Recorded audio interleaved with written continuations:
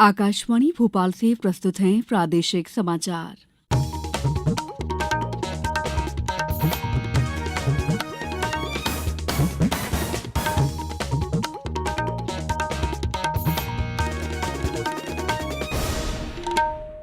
नमस्कार, समाचारों के साथ मैं दीपा सिंह।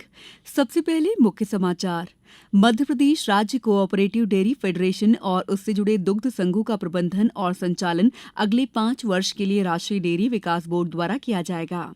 सरकार ने निगम मंडलों सहित अन्य संस्थाओं के अध्यक्ष, उपाध्यक्ष, संचालक और सदस्यों के पूर्व में किए गए मनोनयन किए निरस्त। राज्य सूचना आयोग में हुई मुख्य सूचना आयुक्त और सूचना आयुक्तों की नियुक्तियां। और लगातार वर्षा से पूरा प्रदेश तरबतर, आज भी करीब 30 जिलों में मौसम विभाग ने दी भारी बारिश की चेतावनी। अब समाचार विस्तार से। मध्य प्रदेश राज्य कोऑपरेटिव डेयरी फेडरेशन और उससे जुड़े दुग्ध संघों का प्रबंधन और संचालन अगले 5 वर्ष के लिए राष्ट्रीय डेयरी विकास बोर्ड द्वारा किया जाएगा। इसके लिए आवश्यक स्वीकृति प्राप्त कर विधि संगत कार्रवाई की जाएगी। ये निर्णय कल मध्य प्रदेश में डेयरी विकास बोर्ड दुग्ध उत्पादन बढ़ाने सांची दुग्ध संघ के कार्यों के संबंध में समीक्षा के दौरान लिया गया। समीक्षा बैठक में मुख्यमंत्री डॉ मोहन यादव के साथ भारत सरकार के पशुपालन और डेयरी सचिव अलका उपाध्याय, राष्ट्रीय डेयरी विकास बोर्ड के अध्यक्ष मिनेश शाह भी उपस्थित थे। मुख्यमंत्री ने कहा कि प्रदेश को दुग्ध उत्पादन में अग्रणी बनाकर किसानों और पशुपालकों की आमदनी बढ़ाने के लिए राष्ट्रीय बोर्ड को दायित्व देने पर सहमति बनी है। आवश्यक हुआ तो इस कार्य के उद्देश्य से सहकारिता अधिनियम में आवश्यक संशोधन की कार्रवाई भी की जाएगी।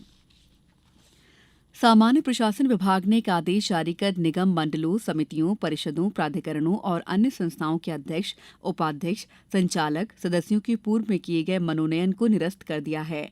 आदेश में यह भी कहा गया है कि जिन उपक्रमों के अध्यक्ष का कार्यभार विभागीय अपर मुख्य सचिव, प्रमुख सचिव या सचिव के पास है, उसे अब विभागीय मंत्री को सौंपा जाना है। हालांकि ऐसे उपक्रम जिनमें अध्यक्ष की नियुक्ति या मनोनयन की कोई विशेष व्यवस्था है, वहां अध्यक्ष का प्रभार नियमानुसार उसी प्राधिकारी के पास रहेगा।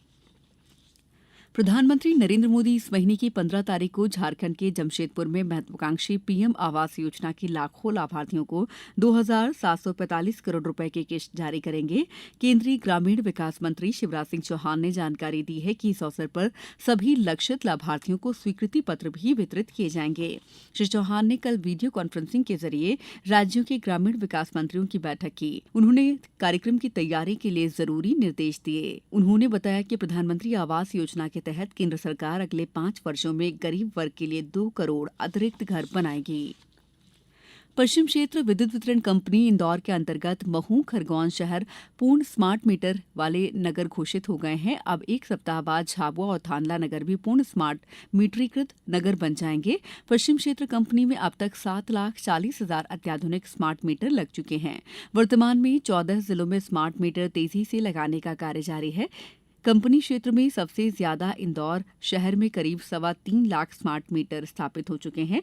वहीं झाबुआ में 13,000 और थांदला में 5,500 स्मार्ट मीटर लग चुके हैं। पश्चिम क्षेत्र के अन्य 25 नगरीय निकायों में भी तेजी से स्मार्ट मीटरीकरण का कार्य जारी है। समाचारों में वक्त है ब्रेक का। ये समाचार आप आकाशवाणी मध्य प्रदेश से सुन रहे हैं। हमारे समाचारों को अब आप कभी भी और कहीं भी अपनी सुविधा के अनुसार सुन सकते हैं। ये समाचार बुलेटिन YouTube, X प्लेटफॉर्म और Facebook पर AIR न्यूज भोपाल पेज पर सुने जा सकते हैं। इसके अलावा आप हमारी वेबसाइट newsonair.gov.in पर अथवा न्यूज ऑन AIR ऐप पर भी समाचार सुन सकते हैं। ब्रेक के बाद समाचारों में आपका एक बार फिर स्वागत है। राज्य सूचना आयोग में मुख्य सूचना आयुक्त और सूचना आयुक्तों की नियुक्ति के लिए मुख्यमंत्री डॉ मोहन यादव की अध्यक्षता में चयन समिति की कल बैठक हुई। बैठक में लोक स्वास्थ्य यांत्रिकी मंत्री संपतिया उइके, नेता प्रतिपक्ष उमंग सिंघार भी शामिल हुए। चयन समिति द्वारा मुख्य सूचना आयुक्त के पद के लिए सेवानिवृत्त विशेष पुलिस महानिदेशक विजय यादव का चयन किया गया है। वहीं शिक्षाविद उमाशंकर पचौरी, समाजसेवी वंदना गांधी और सेवानिवृत्त जज ओमकार नाथ सूचना आयुक्तों के तौर पर चयनित किए गए।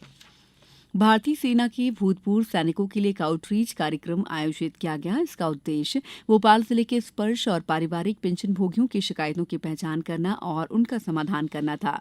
कार्यक्रम का आयोजन 3ME सेंटर बैरागढ़ द्वारा मुख्यालय पश्चिम मध्य प्रदेश उप क्षेत्र के तत्वावधान में किया गया था। कार्यक्रम के दौरान LO टीम द्वारा पेंशन भोगियों की शिकायतों की मौके पर ही पहचान की गई और उनका स्पष्टीकरण किया गया। कार्यक्रम में 45 भूतपूर्व सैनिक और 3 अन्य सैनिक शामिल हुए। पश्चिम MP सब एरिया के कार्यवाहक GOC और 3EME सेंटर के कार्यवाहक कमांडेंट ने भी भूतपूर्व सैनिकों और उनके रिश्तेदारों से बातचीत की।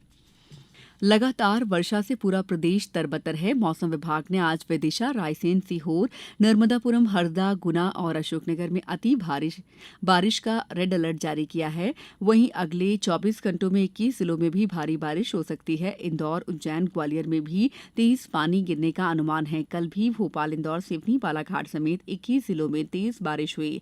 बालाघाट, मंडला, सिवनी जिलों में लोग बाढ़ में फंस गए। कटनी जिले में भी कई नदी नाले एक बार फिर उफान पर आ गए हैं। वहीं पन्ना जिले के शाहनगर स्थित केन नदी खतरे के निशान से ऊपर बह रही है।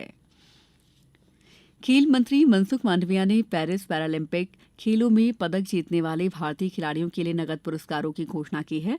दिल्ली में पदक विजेताओं को सम्मानित करने के लिए आयोजित कार्यक्रम में कल खेल मंत्री ने बताया कि स्वर्ण पदक विजेताओं को 75 लाख, रजत पदक जीतने वालों को 50 लाख और कांस्य पदक विजेताओं को 30 लाख रुपए दिए जाएंगे।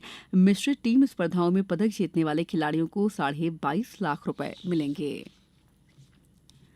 45वां फिडे शतरंज ओलंपियाड आज से हंगरी की राजधानी बुडापेस्ट में शुरू होगा। इसमें 1800 से अधिक खिलाड़ी भाग लेंगे। भारत को अमेरिका के बाद दूसरी वरीयता दी गई है। पिछले संस्करण में भारत ने ओपन और महिला दोनों वर्गों में कांस्य पदक जीते थे। चीन के हुलुन बुई में एशियाई हॉकी चैंपियनशिप में आज मौजूदा चैंपियन भारत अपने तीसरे मैच में पिछले उप विजेता मलेशिया से खेलेगा।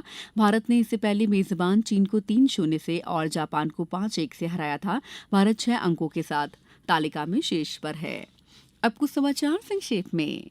प्रदेश के 3 नए मेडिकल कॉलेज नीमच, मंदसौर और सिवनी मेडिकल कॉलेज में अब 100 MBBS की सीटों पर दाखिले हो सकेंगे। राज्य सरकार की अपील पर केंद्रीय स्वास्थ्य मंत्रालय ने 50-50 और सीटें बढ़ाने की मंजूरी दी है।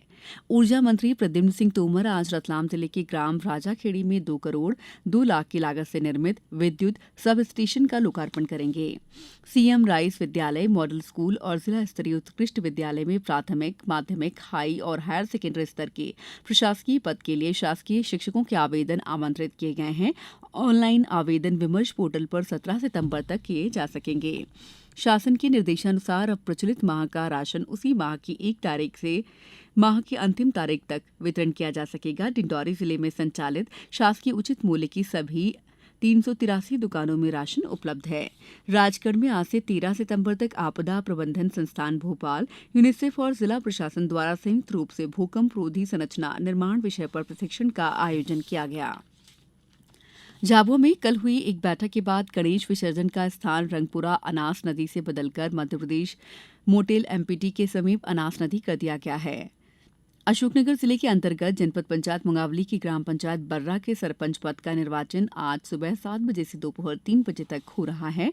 पन्ना में प्रभारी प्रधान जिला एवं सत्र न्यायाधीश PC आर्य की अध्यक्षता में जिला जेल में जेल निरीक्षण सह विधिक जागरूकता शिविर का आयोजन किया गया।